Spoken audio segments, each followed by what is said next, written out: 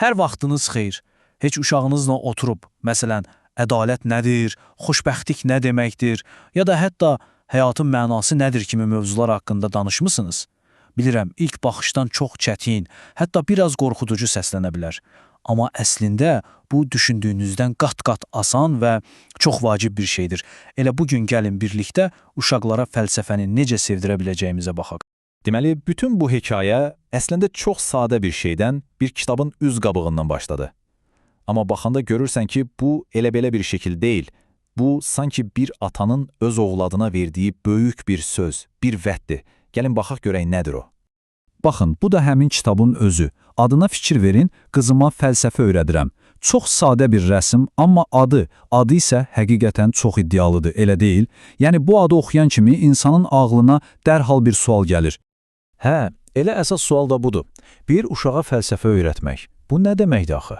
Yəni, uşağı qarşımıza oturdub, ona Platonun, Sokratın adlarını, mürəkkəb nəzəriyyələri əzbərlətməliyik. Yoxsa burada söhbət tamamilə başqa bir şeydən gedir. Gəlin bu məsələyə bir aydınlıq gətirək. Hə, elə ilk olaraq gəlin bu məsələni aydınlaşdıraq. Fəlsəfə sözü eşidən kimi ağlınıza mürəkkəb kitablar, çətin imtahanlar gəlirsə, heç narahat olmayın. Bu o deyil. Bizim danışdığımız şey sizin universitetdəki mühazirələrinizə heç bənzəmir.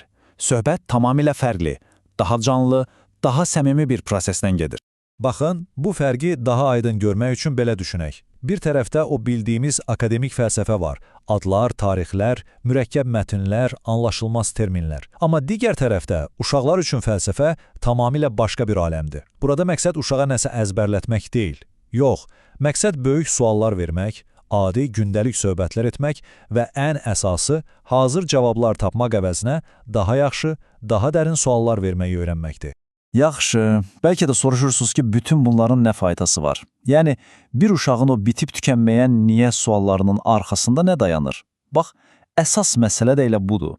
Çünki bu sadə suallar və onlara verilən cavab axtarışları, bunlar sadəcə maraqlı söhbətlər deyil. Bunlar uşağın bütün gələcəyi üçün lazım olacaq ən vacib həyat bacarıqlarının təməlini qoyur. Bəli, uşaqlar üçün fəlsəfəni bir növ alət qutusu kimi təsəvvür edə bilərsiniz. Hər bir fəlsəfi söhbət, hər bir sual o qutuya yeni bir alət qoyur. Məsələn, tənqidi düşünmə bacarığı, yəni hər şeyə kör-koranə inanmamaq və ya empatiya, yəni özünü başqasının yerinə qoya bilmək, yaradıcılıq, problem həll etmə bacarığı. Bütün bunlar elə alətlərdir ki, uşaq onlardan ömrünün sonuna qədər istifadə edəcək.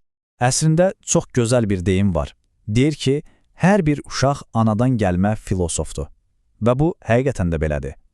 Fikir verin, onlar onsuz da dayanmadan sual verirlər, dünyanı anlamağa çalışırlar.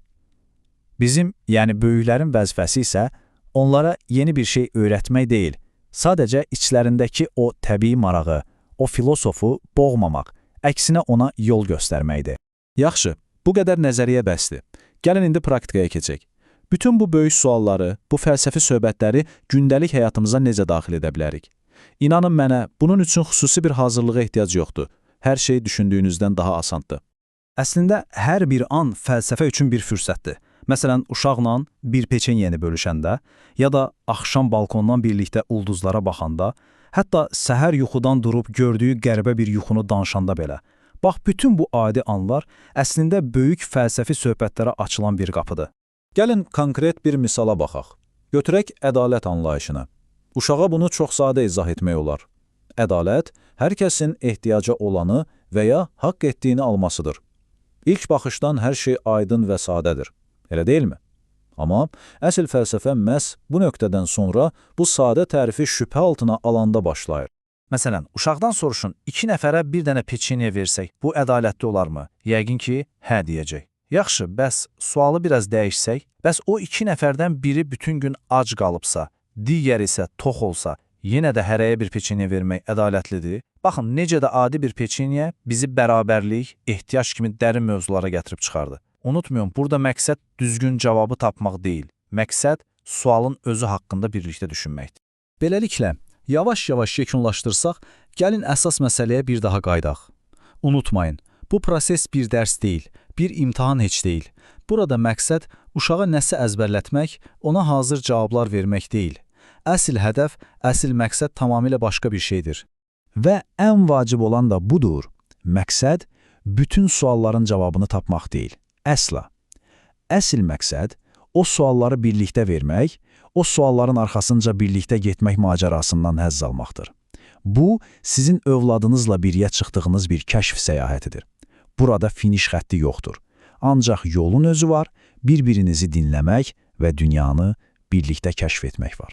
Elə bu mövzunu açıq bir sualla da bitirmək istəyirəm. Bir anlıq düşünün. Sizin öz dünyanızda, sizin ailənizdə müzakirə olunmağı gözləyən hansı böyük sual var? Bəlkə bugün, bəlkə sabah, evladınızla ya da hər hansı bir yaxınınızla danışmaq üçün ilk addımı hansı sualla atardınız? Heç vaxt unutmayın, ən böyük, ən dərin söhbətlər həmişə ən sadə suallarla başlayır.